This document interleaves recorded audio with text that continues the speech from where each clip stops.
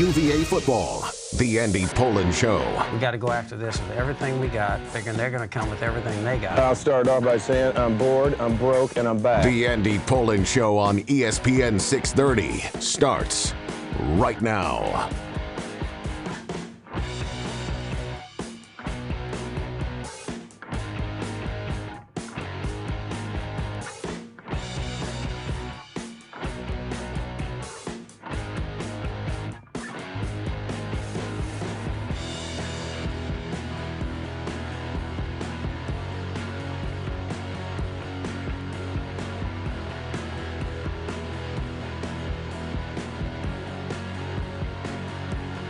And whoever took this microphone out of queue is an idiot. Sorry about that. This is the Andy Poland Show, and we're about to roll here. Had a nice little snappy open to begin, but somebody messed with this board yesterday, and here we are. So anyway, sorry about that. But anyway, since 1996-97, teams that have trailed by 7 or more in the final 50 seconds of regulation or overtime are 4 and 1,702. 4 and 1,702. 3 of those comeback wins have been by the Indiana Pacers, and all 3 of them have been this year. And yet another remarkable chapter in the history of the Knicks and the Pacers in the playoffs happened again last night at Madison Square Garden, though it was quite a gap. I mean, you really have to go back 25 years to remember the last time that these two were really big postseason rivals, and the decade of the 90s defined by Reggie Miller and his performances at Madison Square Garden when he had 25 points in the fourth quarter in 1994 and gave Spike Lee the choke sign, though it was premature as the Knicks went on to win the last 2 games of the series and go on to the NBA Finals where they lost to Houston in 7. But last night was a revival of that, and just so many things that could have happened in the last few minutes of the game, few seconds of the game, anything possible that the Knicks could have come away with this win, but the Indiana Pacers pull it out again, 138-135 in overtime. And we begin with the Knicks holding a lead, a sizable lead, thanks to a 14-0 run without their best player. Jalen Brunson's on the bench in foul trouble. He's got 5 fouls early in the fourth quarter. And doesn't seem to matter to the Knicks because OG Anunoby and Karl Anthony Towns helped them to build up a 16-point lead with 7 minutes and 22 seconds left in the game. And that's good night time for most of us. You know, looks like the Knicks got this put away at home. Thanks for playing, Pacers, but the Knicks will take it from here. That's really what the NBA would like to happen because of the big market and because of the attraction that the Knicks would have, having not been in the finals in 25 years. So there was that. But then comes Aaron Nesmith.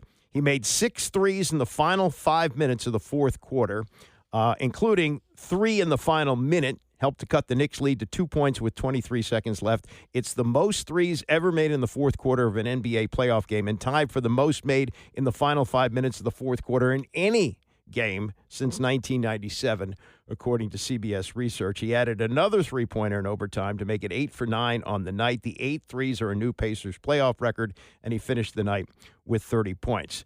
The Knicks missing free throws. New York fouled the Pacers with a 3-point lead. Both Karl Anthony Towns and OG Anunoby missed key free throws down the stretch. Towns 1 for 2 with 14 seconds left, and Anunoby missed the first of 2 free throws with 7 seconds to go. So all these things happen, which sets up this remarkable finish. 7 seconds left in the game.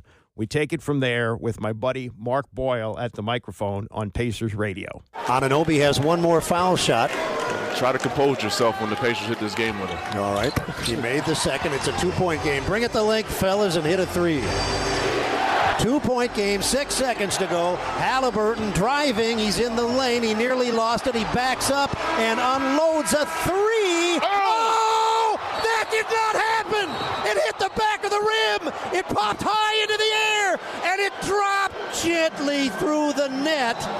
The scoreboard shows 125-125. It's called a two-point shot. Yeah, that's the thing, that Halliburton ran all over the place, gave the choke sign to Reggie Miller, who was courtside doing the game for TNT, but it turned out to be premature because Halliburton had his toe on the line. They had to compose themselves and go to overtime, where the Pacers were able to win the game.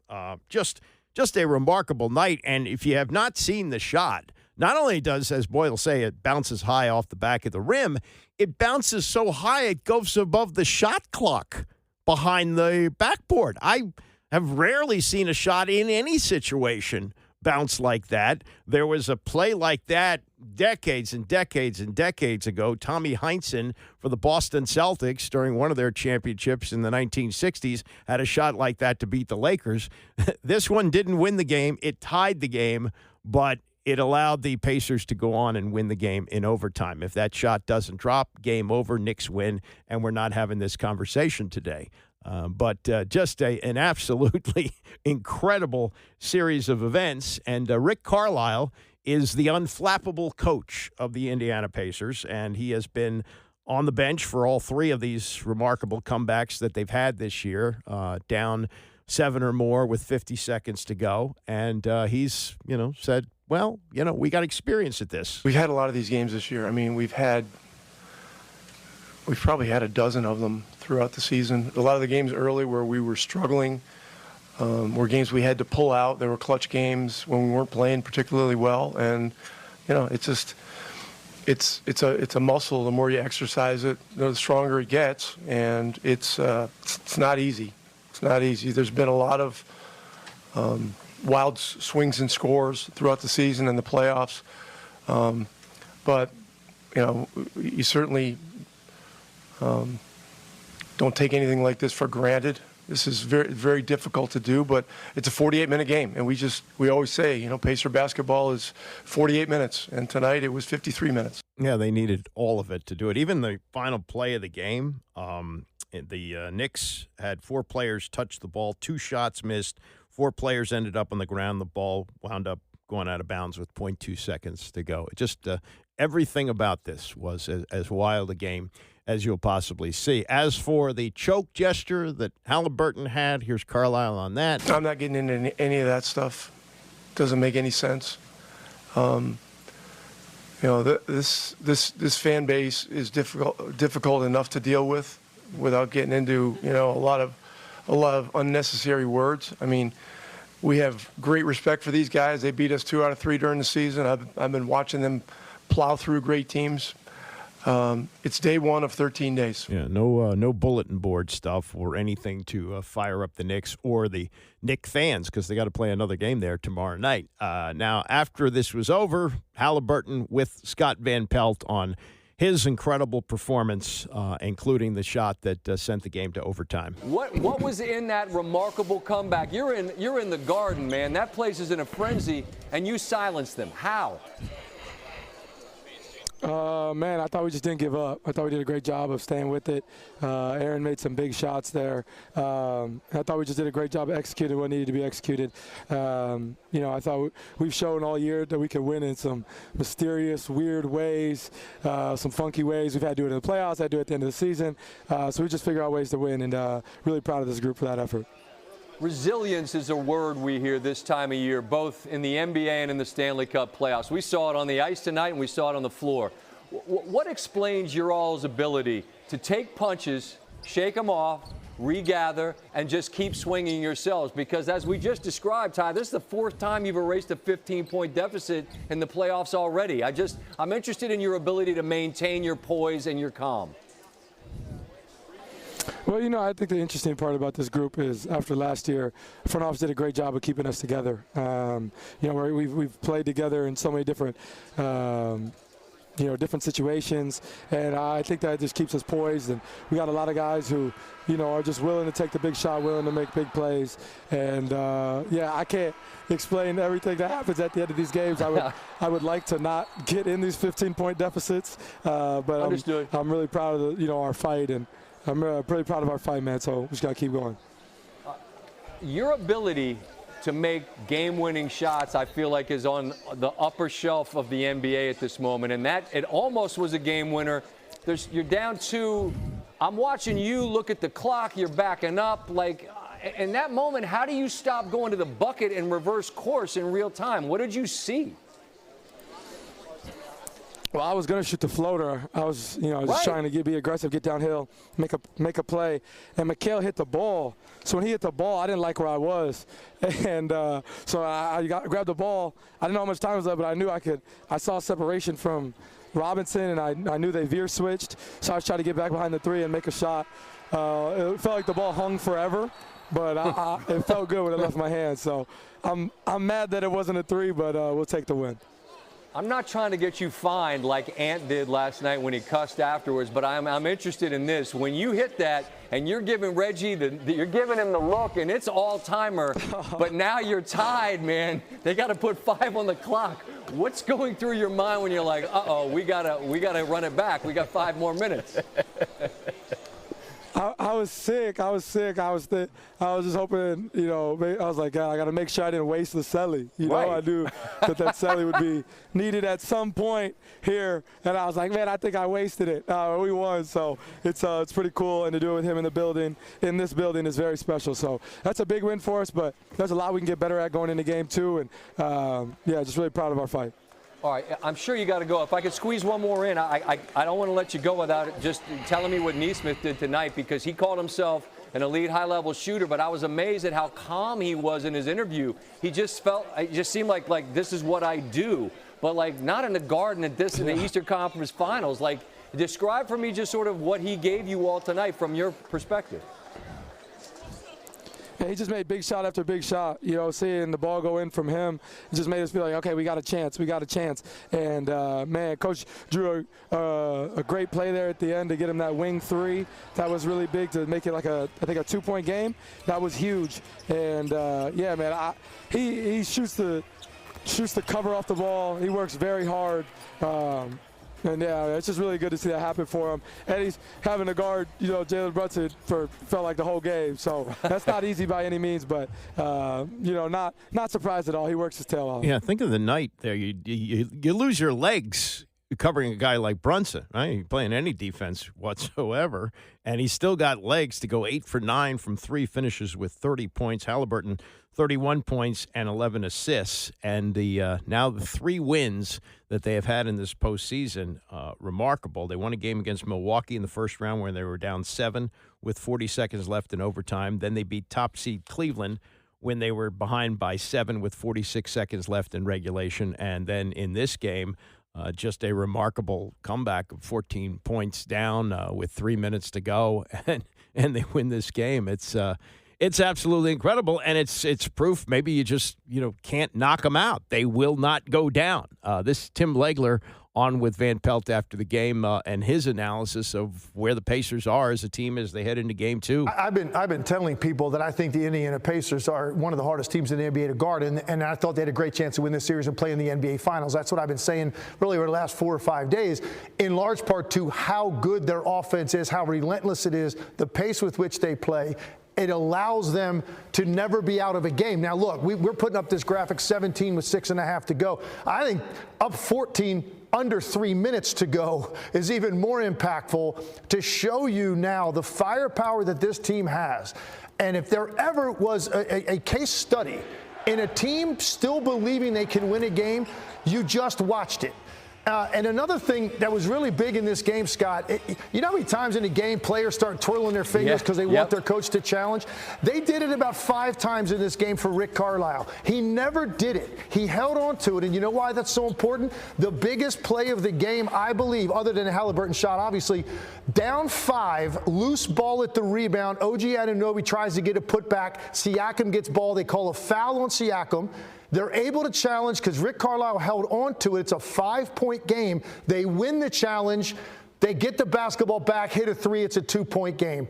It really is a testament to Rick Carlisle's resolve to not always listen to your players screaming for the challenge. No, he kept waving them off every play. and held on to it, man, till the right time that he needed it. It was a big play in the game. It's an experienced coach. It's a champion coach. And I thought his patience in the moment played off, and their belief in each other really paid off. That is a great point because, every play you see those guys twirling their fingers above their head. And even if Carlisle felt like he was going to win one of those challenges, not risking it, saving it for what I'm sure he knew the way this game was going and the way his team has played in the postseason, that it was going to come down to a much more crucial challenge late in the game. And in fact, as Legler outlines there, that's how it happened. An experienced coach can do that. Carlisle in his second go-round with the Pacers, he was in Dallas. They won a championship there. Now he's back in Indiana and really doing a phenomenal job with a young team and a team that's really exciting. I mean, I'm sure this is not what the NBA wants to see. The finals ratings, whether it's Indiana against Oklahoma City or Minnesota, that's not going to apparently matter too much. And unless Minnesota can get right and get Anthony Edwards' ankle in healthy and get back in this series, that looks like a short one, but we'll see. Game 2 coming up tonight with the one blowout win from Oklahoma City in Game 1. And Shai Gilgeous-Alexander, no surprise, yesterday was named the MVP of the league. So that series continues tonight. All right, coming up, Jim Irsay has passed away at the age of 65. We will look at his somewhat complicated legacy as we continue. It's the Andy Pollin Show, ESPN 630. The Andy Pollin Show on ESPN 630, the sports capital. We are in the midst of graduation season. College graduations going on. High school graduations will start in a week or so. And, you look at some of the speakers, and there are many times there are people in the world of academia or finance or whatever.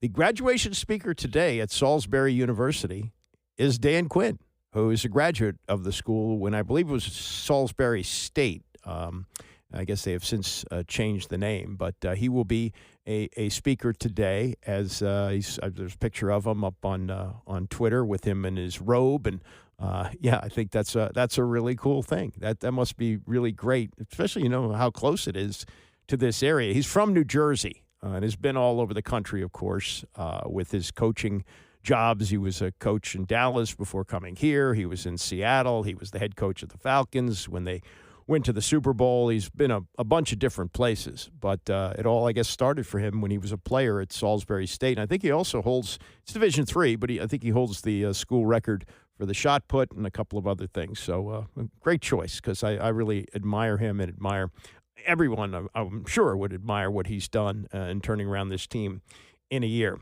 I have a lot of relatives in Baltimore. My wife is from there. She grew up going to Colts games. And I think if you say the name Irsay in Baltimore, it gets kind of the same reaction or maybe even worse than what we have here when you say Dan Snyder. If there's one redeeming thing about Dan Snyder is that he didn't remove the team from Washington. At least he kept them here. He didn't move them to like Nashville or they have a team in Nashville, but some city that's looking for an NFL team. Dan Snyder didn't move them there, so we'll give him that. But Bob Irsay did, and interesting how that all came down. Bob Irsay at one time owned the Los Angeles Rams, and I guess he was unhappy with the tax situation in California. And I don't know if there's another case of this, not just in the NFL or any other sport. There was a franchise swap. Carroll Rosenblum had owned the Baltimore Colts. He had owned the Colts when they had Don Shula as the coach, and they went to the Super Bowl, and they lost to the Jets. And then Shula left and went to the Dolphins, and not that many years after that, maybe like a year or so later, there was a swap of franchises, and from what I understand, it was all about tax revenue. It would seem to me that if you're in a big market like Los Angeles, there's greater value than being in Baltimore, but maybe at the time there wasn't. So Bob Irsay, who was an alcoholic, became owner of the Baltimore Colts. And and pretty much ran them into the ground. They had been one of the great franchises in the league in the 1950s and the 1960s with Johnny Unitas. He hired a guy named Joe Thomas to run the team. He ran Unitas out of town, Tom Matty, all the great stars, and didn't do a good job in the draft. They didn't have free agency in those days, and the team became terrible to the point where they were a bad team when Bob Irsay first lied about it, said, I'm not taking the Colts out of Baltimore. He worked out a deal with the mayor of Baltimore, Don Schaefer, to build the stadium. And then in the middle of the night, one of the most cowardly things ever seen, he moved the Colts out of Baltimore to Indianapolis in Mayflower moving vans. And an iconic photo of the vans pulling away from the Colts complex with the snowflakes falling in March of 1984 to this day will anger anyone who grew up rooting for the Baltimore Colts. And one of the really big mistakes that was made, and I don't know how negotiations went at that point, if it was even thought of, but what the NFL should have done was demanded that the name and the logo stay in Baltimore. It was like 13 years, something like that, before the then Cleveland Browns moved to Baltimore and became the Ravens. And they couldn't use the name and logo because it was in Indianapolis. Irsay owned them. And it would have been great if they would have been revived as the Baltimore Colts, and Indianapolis would have had whatever, the Racers or something like that. Would have made more sense.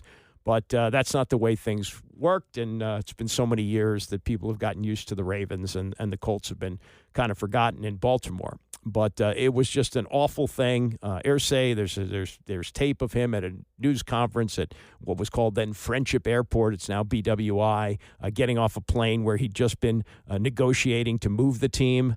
And he's denying that he's moving the team, and he's yelling at reporters. It was just disgusting. And so the team moves to Indianapolis, and at the time, Jim Irsay was a very young man. He had played football at SMU and had actually become a power lifter. I don't know how far he went in competitions with that, but very, very serious power lifter, which later created some physical problems for him and led to addiction issues, which, is part of his legacy. He got picked up for a DUI in 2014. He had been to rehab, as he said, 2 years ago, at least 15 times, and that he had many, many problems with drugs. And a lot of it, I think, was related to the pain that he had from his powerlifting days. But as an owner, he was beloved in Indianapolis, and he, I think, looked at the way his father handled things with the Baltimore Colts and thought that's wrong, and I'm not going to do business that way because he's my age, so he grew up in the glory years. I mean, his father bought the team in the early 70s, so he was 13, 14 years old and became a ball boy for the team. Got to rub shoulders with guys like Unitas and Matty and John Mackey and people like that, and so he understood the legacy of the team and felt bad that Baltimore lost a team that was so beloved. It was an institution. People identified with the players who were part of the community. They didn't make that kind of money in those days, so they lived where they lived. They lived in the row houses, and they started businesses there. Gino Marchetti, Hall of Fame tackle, started Gino's Restaurant. It's a chain of used to sell hamburgers, and then they merged with Kentucky Fried Chicken at one point. And he did very well in the business world. But, people had like Artie Donovan, who was a Hall of Fame tackle with the Colts in the 50s and the early 60s. He opened up a country club there and ran that for many years. He was a Schlitz distributor. These people weren't just beloved because they won championships. They were beloved because they were proud community members. They settled there. They raised their families there.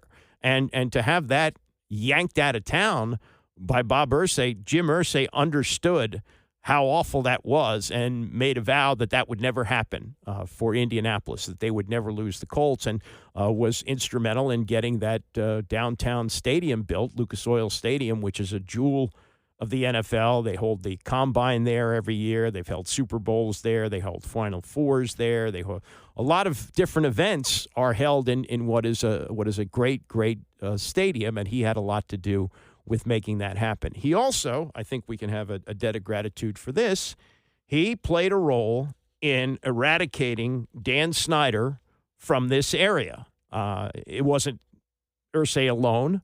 Other things happened, but he was the first owner to speak out on this. This was 2022, and reports had surfaced that there was a toxic culture. The league was investigating. Nothing had been announced yet, but this was Jim Irsay at the league meetings. This is now, 3 years ago, 2022, telling reporters, yes, it may be time to get Dan Snyder the hell out of here. Well, I just think what's happened in the workplace, having 3 daughters, 7 granddaughters, to me, it's something that I think serious consideration has to be given to the removal, and we have complete authority to do that. Of him or just the family, period? I think, in general, of him being removed and selling the franchise. Which is what happened less than a year later. Would that have happened without the Irsay public statements? Maybe not, but probably it would have anyway. But still, he had the guts to stand up and say that when a lot of other owners didn't. Snyder put out a statement like, oh, Jim is misinformed. He doesn't know what's actually going on here. Let me have a chance to talk to him. No. Go, get out. And, I think we can look at that. I fear from Baltimore, maybe you don't feel that way, but a lot of the things that he did, not just for his team and the community, but what he did for the community itself. He was very generous in his charitable acts. He had this, a lot of other interests. He had this enormous collection of memorabilia. He may have had the biggest collection of classic guitars. He played guitars. He also had in his collection an Elton John piano that sold for $915,000 at auction. And he said his prized possession, and maybe it was related to his father's alcoholism, was the big book, the manuscript that served as the basis for Alcoholics Anonymous. And he said, those 12 steps have literally saved hundreds and thousands or millions of lives. My grandfather died in 1927, 8 years before AA was founded. There was no hope for him. They would just stick people in sanitariums back then. Because of those 12 steps, I've been able to bridge the dam of generations and say, stop, no more. These families won't be broken apart and destroyed by all the strife that goes on. Now, he, did have his issues with drugs and did have the DUI and said that he had been to rehab, and maybe that contributed to his premature death at 65. But, he was aware of it. He didn't hide it, and he spoke openly about it, and people really appreciated this. He also hired one of the relatively few African-American coaches when he hired Tony Dungy, who had just been released by the Tampa Bay Buccaneers.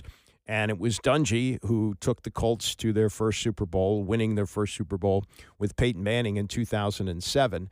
And Dungy last night spoke to an Indianapolis television station. Rich Nye was the anchor there, and talked about the legacy of Jim Irsay and what he meant to him over the years. As I've had time to reflect, I thought about the very first conversation I had with Jim when he called me in 2001, and we talked, and he said, hey, I want you to be my coach because we want to do something special here in Indianapolis. Yes, we want to win, but we want to have the right type of young men. We want to be role models. We want to connect with the city. We want to make this something special for the city of Indianapolis. And then I remember when we finally won that Super Bowl, coming back into the stadium, into the RCA Dome, and we're standing there, and I looked over at him and I said, Jim, I think we did it. We did exactly what you talked about. We won it, but with the right type of young man and just as a gift to the city. And it was so special to realize that that's what he wanted. And then I remember Lucas Oil Stadium. I actually was thinking of retiring the year before, and he said, no, this stadium is so special. We're going to be in downtown Indianapolis. The Colts are going to be here forever, and I need you to be in this building the first year, because that whole thing was Jim. He wanted the team to be there. He didn't want to move. Just getting the stadium for the city and all the things now that we see, NCAA tournaments and Big Ten championships and all the things that are happening for Indianapolis. That was Jim's dream and his vision. You just talked about what I was going to ask you, and that is, I remember you telling the story when you were hired of Jim Irsay calling you when you had essentially just been let go by Tampa Bay and really didn't know the future trajectory of your football career as a coach. How did Jim Irsay change your career? He talked about growing up, being a Steeler fan, and he saw the chemistry that the Steelers had with their fans and with the city, and the fact that it was the Rooney family in Pittsburgh forever. And he said, we don't have that in Indianapolis. We just moved here, and we're trying to build that. That's what we want.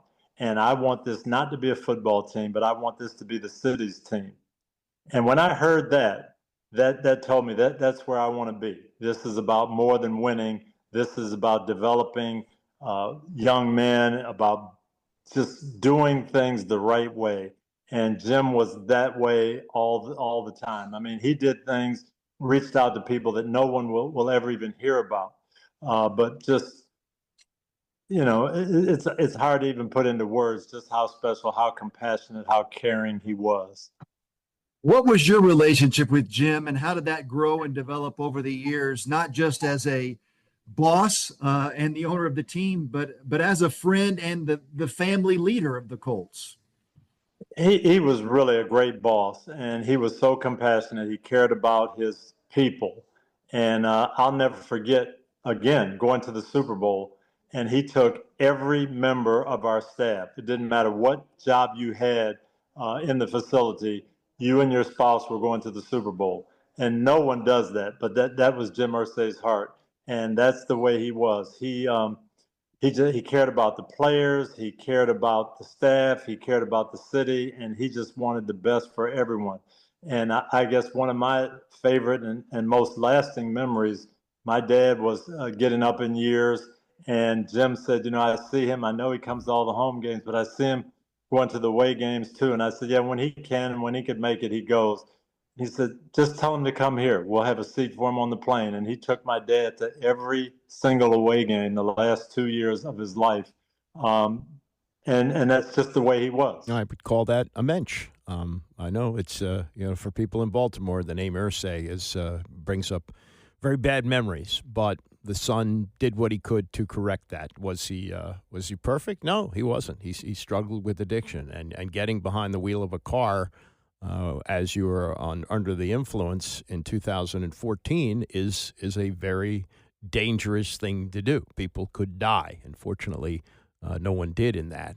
But you know, on balance, you got to look at a life, and you got to say he didn't make the decision to move the team to Indianapolis. His father did, and once they were there, he tried to make the best of things, and he was very, you know, apologetic to the people of Baltimore. He said that the Colts should never have moved. That should not have happened, and would have been an incredible thing had they stayed all these years, but they didn't. And there's a new legacy with the Ravens, who've won 2 Super Bowls in Baltimore, and there's a legacy of the Indianapolis Colts in Indianapolis. And you know, he had Dungy talked about good people. I think you read the stories, hear the stories about Peyton Manning. You can't find a better person than that. And you know, as in a complicated life, you'd have to say that Jim Irsay led a good life and did good things in the community, and died very young at the age of 65. Coming up, Tush Push is going to stay. Tony and Mike reacted to that yesterday on PTI. And some great stuff from Wayne Gretzky, who says, no, I'm not the greatest. It's the Andy Pollin Show, ESPN 630. There is usually no great way to exit. Few get to go out like John Elway, back-to-back Super Bowl championships. Peyton Manning, Super Bowl title with the same team. Usually they're kind of dragged out. Sometimes we see them at the end, the great metaphor of Willie Mays stumbling around the outfield. Well, 33 years ago today, Johnny Carson exited the big stage. And with few exceptions, he never stepped on it again. When you look at exits in the entertainment business, I don't know if you can do it any better than Johnny Carson did it 33 years ago tonight. And we'll look back on that later this hour. Wayne Gretzky, speaking of great, Wayne Gretzky says, no, I'm not the greatest hockey player. I think there'd be an argument on that, but he is very humble, and he makes the case for two others, he says, who are greater hockey players.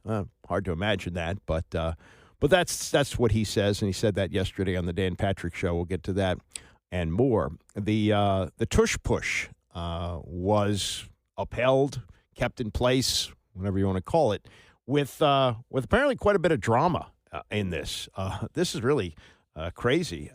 Some of the stories that are coming out about this. This was at the owners' meetings yesterday, and the Philadelphia Eagles made an impassioned plea to keep it around.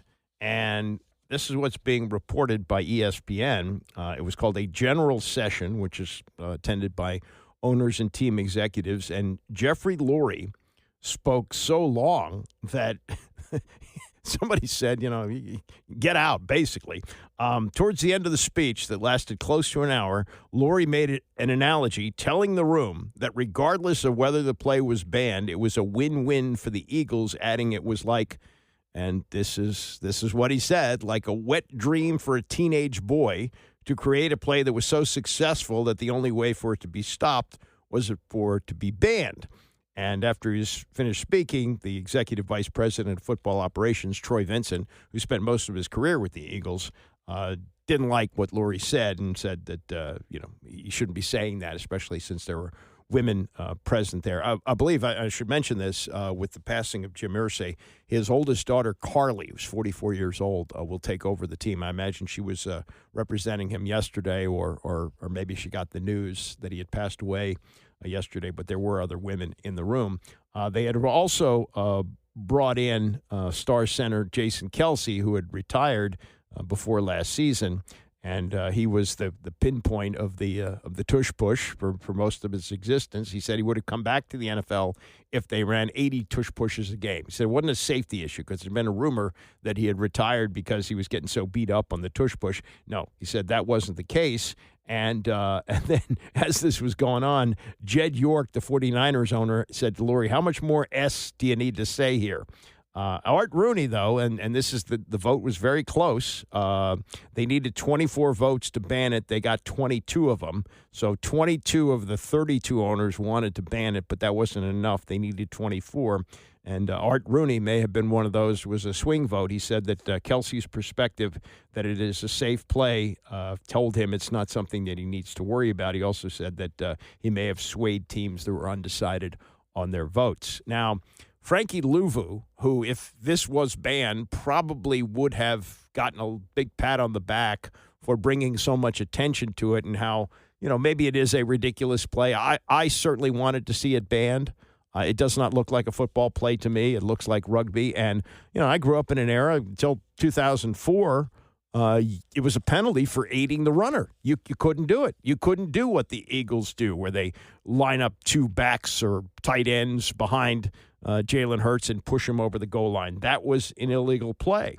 But big column today by Barry Zerluga in the Post, and he points out, you got to find a way to stop this. And what's the difference between this and the quarterback sneak? He said that Tom Brady ran the quarterback sneak 124 times in his career and was successful 90.5% of the time. And I always felt the same thing. He's not a brawny guy, not fast. Not that you need to be fast to fall forward for a few inches or up to a yard. But what Brady was very good at was being patient and waiting for the hole to develop, that he would kind of fall through and get the first down. And he said, more teams should run this. I remember this. This goes back probably 10 years. The San Diego Chargers were playing here against the Commanders, and they got the ball at the 1 yard line, first and goal at the one. Phillip Rivers, quarterback, like 6'5". He ran out of the shotgun most of the time. And I've always said this. This is absolutely ridiculous to see a team line up in short yardage in shotgun. Maybe you get the running back gets a bigger running start. You got the option of a pass. I don't know what they think. Just go up to the line of scrimmage, stick your hands under the center's butt, and fall forward for the first down. Just do it. But that's not what they did. They ran shotgun 4 times, and they stopped them. They stopped the Chargers, and they wound up winning the game. They were a bad team that year. They won, 4 or 5 games. But yeah, the Chargers with a 6'5" quarterback couldn't give him the ball and let him fall forward for a touchdown. Didn't want to do it.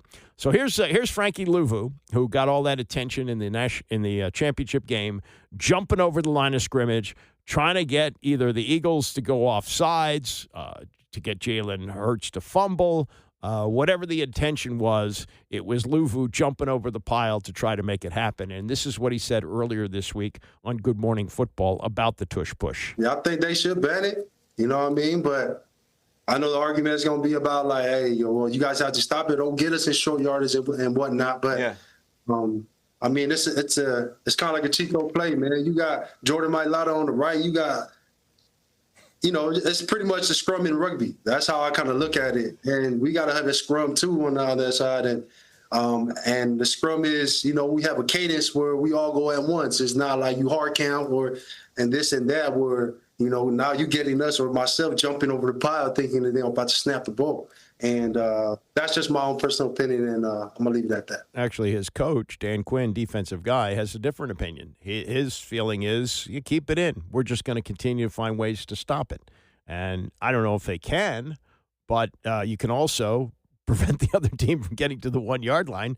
That would help, if you continue to have your team line up there. The knock on Art Monk for the Hall of Fame for a long time was he didn't score a lot of touchdowns.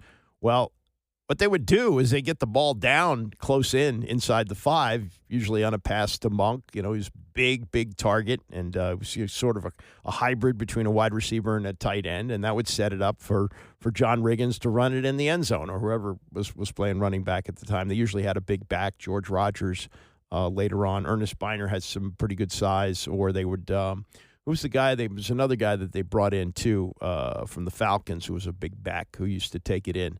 So, some of those numbers can be skewed. Anyway, with the tush push staying in place, Tony and Mike had their reaction last night on PTI. Owners needed 24 of 32 votes at today's NFL meetings to ban the push, but got only 22 votes short.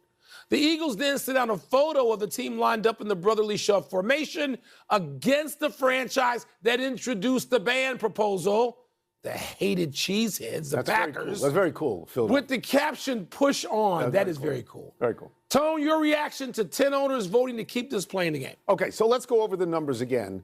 They needed 75%. They needed 24. They got 68.7%.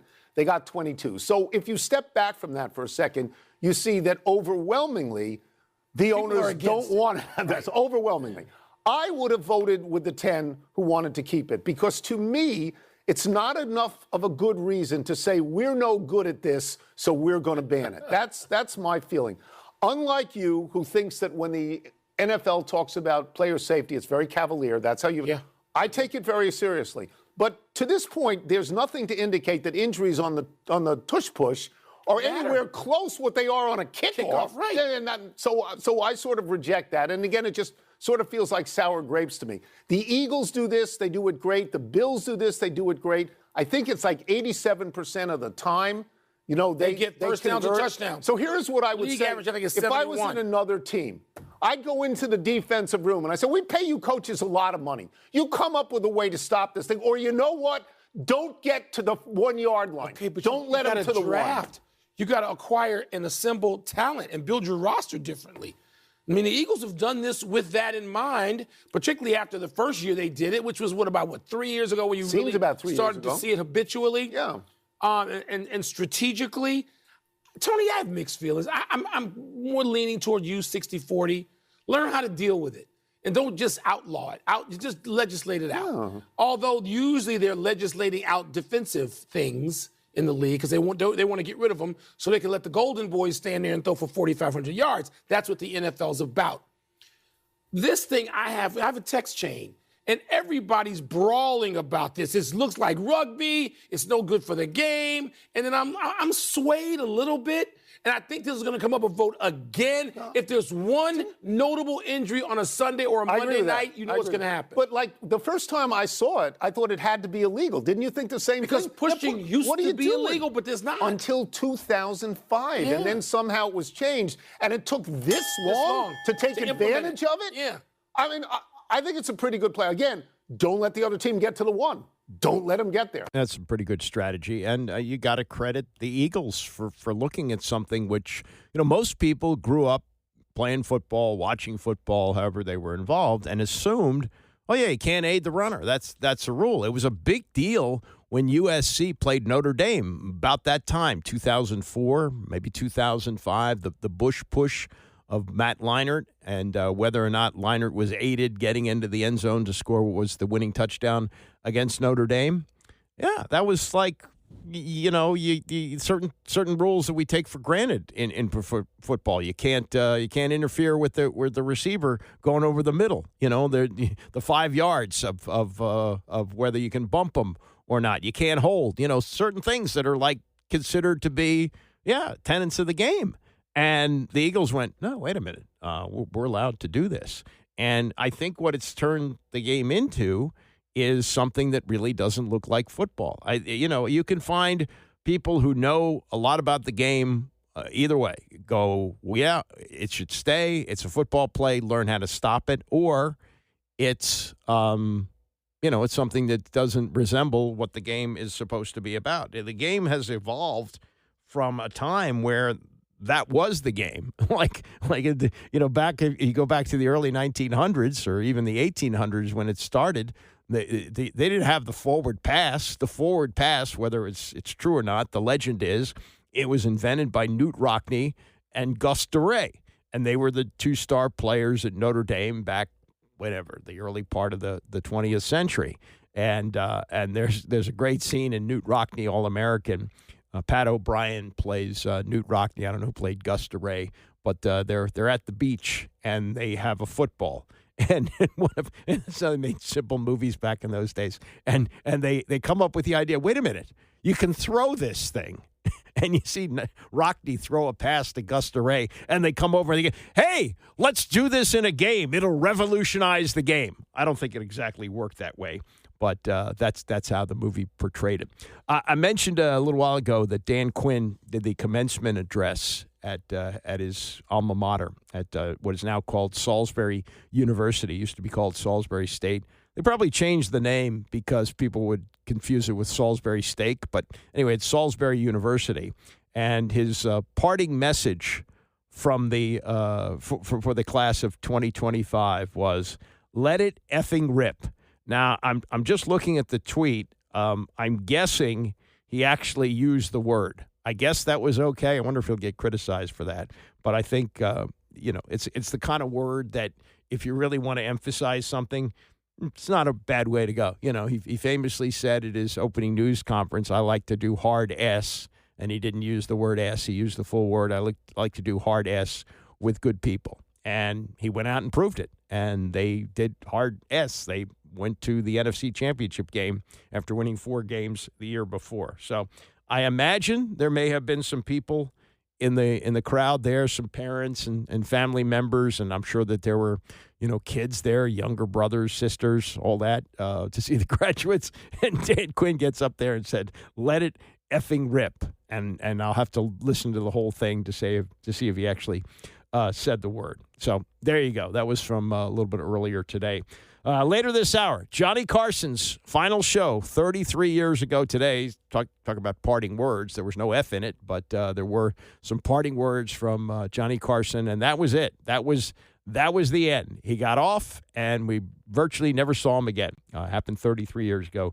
Tonight, also, Wayne Gretzky up next on why he is not, in his mind, the greatest hockey player who ever lived. It's the Andy Pollin Show, ESPN 630. The Andy Pollin Show on ESPN 630, the sports capital. I was doing some radio work with Sam Huff. It's over 30 years ago, almost 35 years ago. He was in his late 50s then, and is still in really good shape. And he's a Hall of Fame linebacker, great player with the New York Giants, and played the last part of his career with the Redskins. And he was really one of the most famous NFL players because on a special that Walter Cronkite did for CBS News.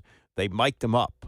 So it was the first time people really got to hear what was going on down on the field. And Sam was a really intense player. And he would get fired up about a variety of things. And he believed at that point that he could get back on the field, maybe not for a game, but for one series or one play even. You know, he didn't believe that all of his football skills were gone at that point, even though at the end of his career he recognized that it was time to retire. Actually did retire after the 67 season, didn't play in 68. Then Vince Lombardi comes in 1969. He made Sam a player coach, so he played one more year, 1969. But Wayne Gretzky has been retired since 1999, so that's, 26 years. And although he looks like he's in really good shape, he is over the age of 60. And when he was on the Dan Patrick Show yesterday to, I guess, promote the coverage of the NHL playoffs, which are going on TNT, and he's part of the studio crew, Dan asked him this question. Could you give me a shift on the ice? No. I'll tell you what happened. About the age of 57, I was playing in a charity game. And I came back and I threw my bag down in the hotel room and I said to my wife, that's the last time I'm ever going to skate. And she goes, what do you mean? I said, I was scared to death that I was going to fall and hurt myself. And you can't play this game with fear, right? So it was time for me to officially retire, even though I retired at the age of 39. But I skate every now and then, my son's hockey schools, and I get on the ice. But I don't play in charity games anymore. I don't trust myself out there. But that's what makes Jaromir Jagr or Gordie Howe did. I mean, listen, it's amazing. Gordie Howe got 20 goals in the NHL at the age of 50. Think about that. Jaromir Jagr, I don't know, he's got to be 58. I don't even know how old he is, and he's still playing games. Although he told me one day, he said, I only play the home games now, though. I said, well, that's nice. You're well rested. And Chris Chelios played to 50 years old. And the way he played, he was a maniac at the age of 20 and the age of 50. So I have great admiration for older players, older athletes who've excelled, guys like Tom Brady, guys like LeBron. It's pretty remarkable that you can go on at that age. Because, you know, Dan, you've been around sports a long time. The athletes are better today. They're bigger, they're stronger, the coaching's better. And that's not a knock to the past. That's just progression, right? 20 years from now, it's going to be better today. It's different. Every sport is different than it used to be. But the athletes, I think, are better today. Did you lift weights? Brett Hall had the greatest line of all. Somebody said to him, do you lift weights? And he said, I've never seen a barbell score, but I've seen a lot of dumbbells. We used to do training camp. We would come in and they'd have these kids from the university that would do our, you know, I guess they were seeing what kind of shape you're in. So they had this, you had to bench press 195 pounds. And I would just look at the bar and I'd say to the kid, just mark me down for one. I didn't even try to lift it. And then I said, how many sit-ups did I do last year? He said 7. I said, mark me down for 8. So they would think I was getting better. But listen, I did 8 push-ups in training camp and scored 92 goals. I did 125 sit-ups my last year at training camp. I got 9 goals. There's no correlation, right? When did you realize that Ovechkin could get your goal-scoring record? Well, when he scored on his back against us when I was coaching in Phoenix in about 2007. I came in the locker room and I think it was Rick Tocchet said, the writing's on the wall. This guy's going to be chasing you down. No, we knew. He was, listen, I said this, there's only 3 guys, him, Messier, and Gordie Howe, that could play with the finesse, the goal-scoring touch, and the physical part of the game. Those 3 guys did that. Now, maybe Mark had a little bit more creativity with passing, but scoring, Mark scored big goals all the time. Gordie Howe scored big goals, but if they weren't scoring, they'd run through you. And that's what those 3 guys have in common. But explain to us that it's the hardest thing to do, aside from hitting a baseball, but you're on skates with a stick and guys are trying to beat the hell out of you. when you have the puck on your stick, like, what were you looking for? Well, people always say, how did you score that goal? Did you see that open spot? Did you scout the goalie and know maybe where his tendencies were and what was his weakness? The game is so fast. To me, I was just shooting, trying to get an open spot, trying to hit the net. It was my biggest pet peeve in the world when you go all the way down the ice and the guy would shoot the puck and miss the net. And if you look at Mike Bossy and Brett Hull and Ovechkin and Yuri Curry, Mario, they didn't miss the net. They hit the net. You can't score if you don't hit the net. It's common sense, right? This game's too fast to. Now in practice, you get out there and you put up targets and you work on things like that. But during the game's too fast. You're just trying to get it to the net. Do you hold a grudge against anybody? Do I? Yeah, from your playing days? No. As a matter of fact, the exact opposite. I have so much more respect for the players I played with and against today, even back then. Now, listen, there's a lot of guys I didn't like because they're trying to win, and I was trying to win. But today, even the guy that played me the hardest, a guy like Dennis Potvin, if he called me and needed a favor, I would try to drop everything, try to help him. You know, we become one. There's one common thing that we all have as professional athletes. One day we're going to be alumni. We're all going to be retired, right? Yeah. So I got a great deal of respect. Now, there's a lot of guys that probably hated me when they played against me. There's a lot of guys I didn't like. But when it's all said and done, it's like the other night when you saw Dallas. Jamie Benn and Scheifele battled for 6 games like real men. They were physical, hard, played hard. And that's what makes our game so great. The emotions that they showed after the game and the sportsmanship and the respect they had for each other was truly remarkable. I happened to be at the game, and I thought it was just amazing. Talking to Wayne Gretzky, the Hall of Famer, does your wife ever call you the Great One? No. Every now and then she probably says, why do you think you're the Great One? I will tell you, I was having dinner with Charles Barkley one night in Phoenix, and my son and I, and we're sitting there, and his wife said, Great One, will you pass me the salt? And I went to grab the salt, and his hand was already there, and he said, in this house, they call me the Great One. My son was 15 then. He thought it was the greatest thing in the world. So that's part one of the conversation. Here's where we get to what is, not making headlines, but you'll see some of this on social media. Wayne Gretzky, who is acknowledged to be the greatest hockey player who ever played. Gordie Howe was great. Alex Ovechkin is great in his own right, but the Great One is a label that Wayne Gretzky should have. We've never seen a scorer like this. You take away his goals, he's still got the most points of anybody. He was a great offensive player, and the people in the league understood his value to it. I mean, you could say that the expansion of hockey from a northern sport into the southern states and out west has a lot to do with the attention that Wayne Gretzky brought to the sport.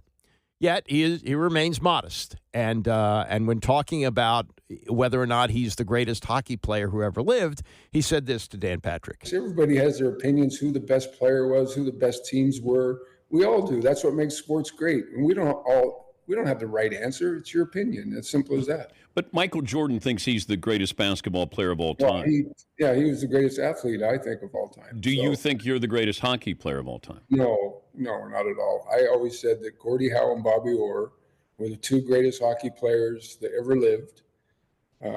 I made my life because of those 2 guys. They took the NHL to another level and gave me an opportunity.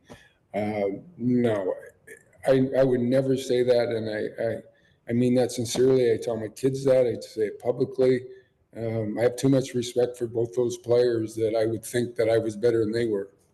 But if I said I can wipe away everything you did in hockey, but you would have been a Hall of Fame baseball player for the Tigers. And I would have told you I was the greatest baseball player ever.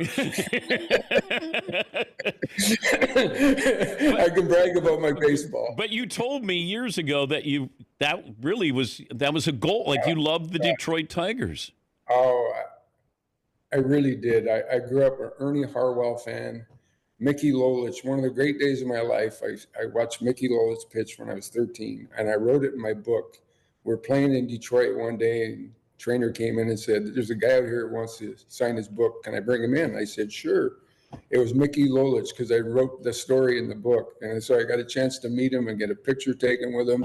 And then through those years, Mark the Bird Fidrich came, and then when Sparky Anderson went to Detroit and they won the World Series. So I grew up a huge Tigers fan. Now I love the Blue Jays, but they weren't there till 76. So I'd been 15 years in baseball by the time the Jays were sort of founded. Were you starstruck first time you met Jordan? Yeah, I think everybody is. Like I said, to me, the two greatest athletes ever were Michael Jordan and Muhammad Ali. And I got a chance to be friends with both of them. I got a chance to spend a lot of time with Muhammad Ali. I went to New York in 1978 when I signed in the WHA, and I was with Gordie Howe and Bobby Hull. And I was this kid, just starstruck, right? And we were in the Plaza Hotel. It was the first time I'd ever been to New York. And there I was standing there. Muhammad Ali came over to shake Gordie Howe's hand, and I almost fell over. I'm like, oh my God. And then 5 minutes later, Pat Boone came over to say hello to Gordie Howe. And I said, "Is there anybody this guy doesn't know? I don't know him." So he fascinated me from the very first time I ever met him. Yeah, but they have to be starstruck when they meet you too. Oh, I don't think so. I hope not, because I'm like you. I'm a normal guy.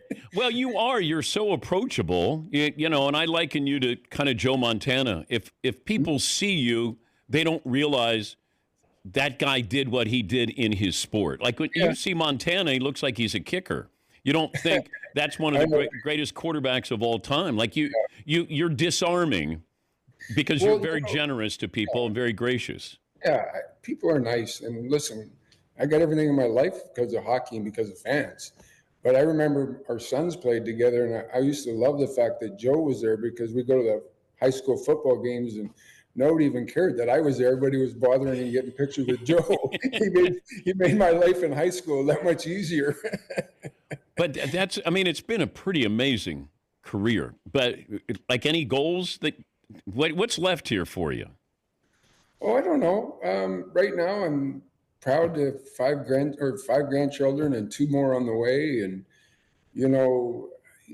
family's for me now. And, I did my hockey thing and I loved every minute of it. Now I'm a fan. I enjoy being on TNT. They're wonderful people, and the people we work with. And Liam is unbelievable. He's our quarterback. And, he does all the legwork and all the heavy lifting. And I just got to sit there and talk hockey. How nice is that? You get to sit there and I don't have to worry about getting hit or run or knocked over the head. I can just sit there and have fun. But you're healthy. Very healthy. Okay. Yeah.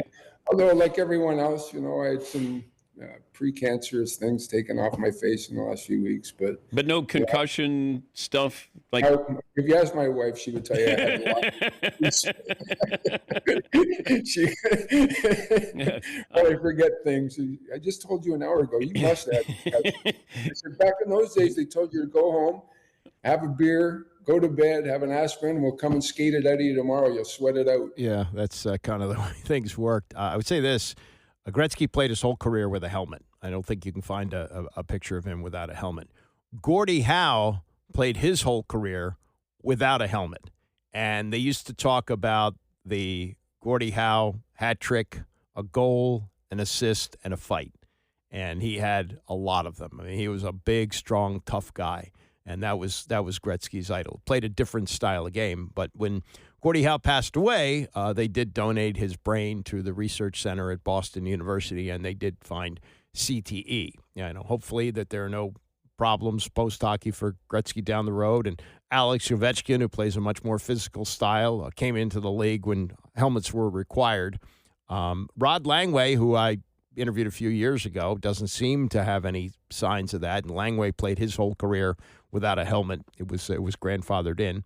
But, you worry about that, and you worry about the long-term effects for guys who play sports like that, football, hockey, physical games. And Gretzky sounds great, looks great, and hopefully he's going to be great for a long time. He is, in my mind, the greatest, but I can't tell you, that I'm an expert on hockey in any way, and I vaguely remember seeing Gordie Howe on the ice at the end of his career. He played until he was 51 with the Hartford Whalers with his son. Speaking of greatness, and he's not there yet, but maybe he's going to be great. If you watch James Wood play for the Nationals, the hope there is that he gets into the discussion down the road, not anytime real soon, but soon enough, where he's going to be considered one of the great power hitters in the game, and does seem to have that potential with guys like Aaron Judge and Pirate slugger O'Neill Cruz. He's 6'7". Shohei Ohtani, as big as he is 6'3".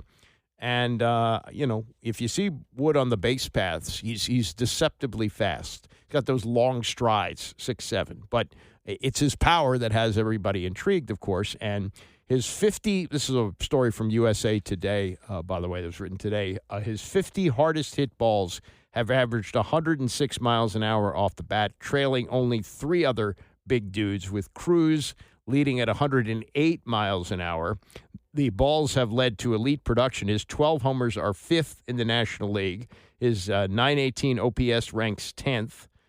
He's hitting .285, and he does have a pretty good strikeout to walks ratio for a power hitter. He's 234 pounds. He's probably going to add some more muscle over the years because he's only 22 years old. And for whatever these numbers are worth, Shohei Ohtani, Aaron Judge did not make his major league debut until he was 24. Wasn't a full-timer until 25. Ohtani was 23 before making the transition from Japan to a two-way superstar in the U.S. O'Neill Cruz was 25 when he put together an injury-free year and productive 2024 season, 21 homers, but 181 strikeouts. And then if you look at, and then these are the numbers that match up for Wood. Giancarlo Stanton had 6 of the 10 hardest hit home runs in the StatCast era when he hit 22 homers in 100 games as a 20-year-old in 2010 and 34 a year later. Man, if he gets into that discussion, look out. He played 79 games last year, hit 9 home runs, posted a 121 adjusted OPS, got on base at a 35% clip. And this is some quotes from Davey Martinez. He says, "I don't want him to pull the ball. I've often talked the first time I saw Juan Soto, he didn't pull the ball. He hit everything up the middle, left center. He learned how to pull the ball. I think that's what's going to happen with James. I want him to continue doing what he's doing." He says he's tempted to initiate conversation and provide counsel, but, quote, "I refrain because I don't want to put too much in his head. I just want him to go out and play and assess things as we go." And so far, so good for James Wood. I think this would be a tremendous thing for the Nationals if he develops into a star. And, baseball, for all its diversity with Latin players, doesn't have many African-American stars. And he's not just an African-American potential star. He's a local, grew up in Rockville. So this would be a hell of a story if he develops into being one of the top players in the National League. I mean, this is along the lines of Cal Ripken. Cal Ripken grew up in Aberdeen. His father was a lifer in the organization as a minor league player and as a coach and as a manager. And Cal, in many ways, is Baltimore.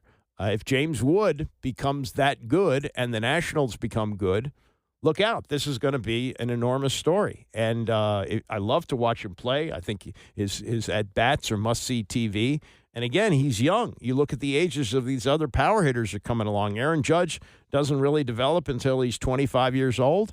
That's 3 years down the road for James Wood. And, you can criticize the Nats for not spending money. And I know that there are plenty of columns and things that have been said about, whether or not they should have given the money to Juan Soto, should have paid him. I don't know if it would have gotten, would they have gotten to the point where they would be negotiating a deal that's north of $750 million? No, I don't think it would have gotten to that.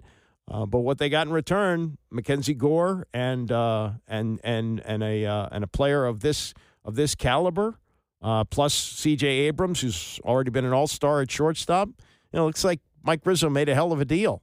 And while any of these three is unlikely to get to the level of Juan Soto, who's going to be in the discussion for MVP for a long time and is still young, 26 years old. But, given the circumstances and the fact that they just weren't going to pay that kind of money, I think he did a hell of a job, and it looks like James Wood has the potential to be a superstar. All right, Bram is coming up next. Tomorrow's Friday. I'll be back here at 9 a.m. tomorrow.